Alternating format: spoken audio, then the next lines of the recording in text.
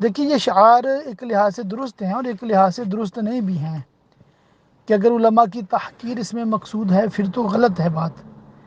کیونکہ اسلام نے دو راہیں دی ہیں نا، ایک راہ عزیمت ایک راہ رخصت ہے۔ جو صحابہ کرام علیہ مردوان اس بات کی طرف متوجہ ہوئے کہ یزید کی بیعت نہیں کریں گے تو فتنہ ہوگا،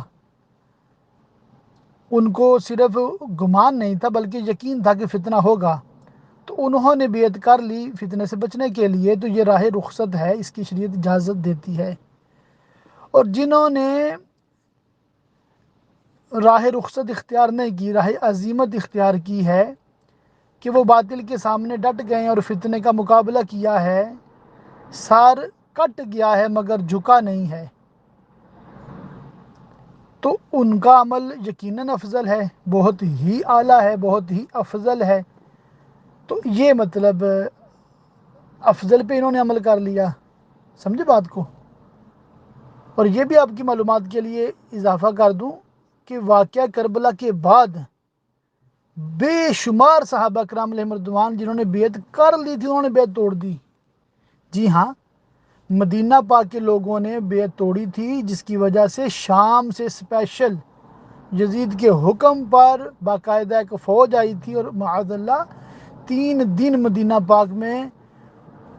قتل و غارت کیا گیا، مسجد کی بے حرمتی ہوئی، مسجد میں گھوڑے باندھے گئے، یہاں تک روایتوں میں آتا ہے، اور اذانیں بھی نہیں دینے دیتے تھے، اور تقریباً 10,000 لوگ شہید ہوئے تھے۔ اتنی بڑی یہ مطلب جنگ ہوئی تھی۔ اور پھر مکہ پاک کے لوگوں نے تو بالکل ہی یزید کی بیعت نہ پہلے کی تھی نہ بعد میں کی۔ جی ہاں، وہ عبداللہ بن زبیر رضی اللہ تعالیٰ عنہما کی بیعت کر چکے تھے۔ سیدنا عبداللہ بن زبیر بن عوام کے بیٹے ہیں، جو عشرہ مبشرہ میں سے ہیں، اور جناب صدیق اکبر کے نواسی ہیں۔ حضرت اسماء بنت ابی بکر رضی اللہ تعالیٰ عنہ کے مطلب شہزادے تھے وہ، مکہ والوں نے ان کی بیعت کر لی تھی۔ تو بات کا یہ ہے، ایسا نہیں ہے کہ صرف سیدنا امام حسین رضی اللہ تعالیٰ عنہ نے بیعت نہیں کی اور باقی سبھی نے بیعت کر لی، ساری دنیا جہان نے بیعت کر لی،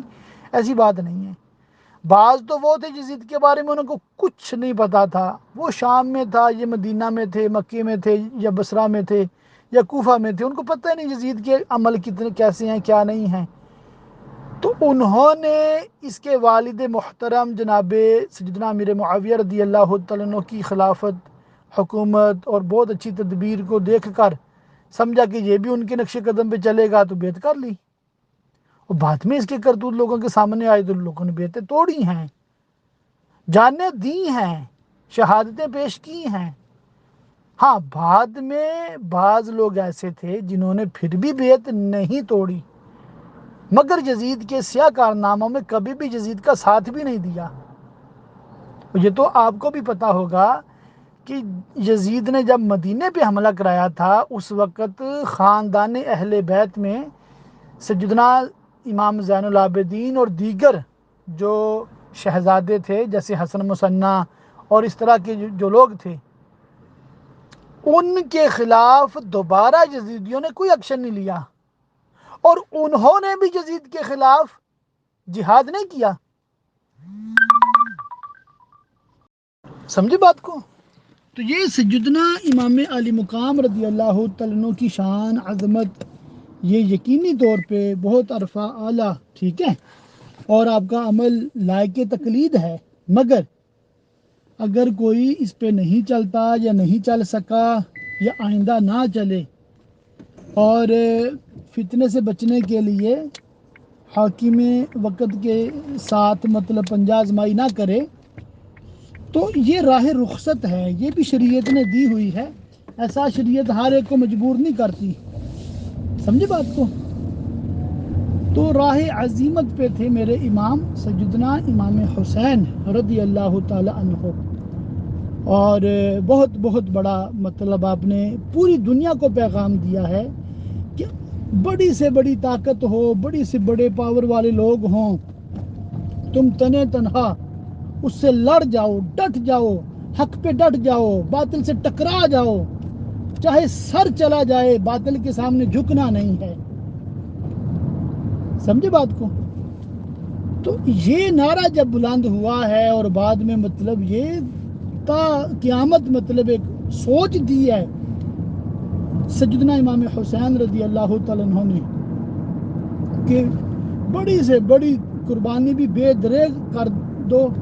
اور اللہ کی راہ میں قربانی دے دو اور حق پہ رہو، بس باطل کے سامنے نہیں جھکنا۔ تو یہ ہمارے لیے بھی بہت بڑا درس ہے۔ آج پاکستان میں، انڈیا میں 10 محرم الحرام تھی،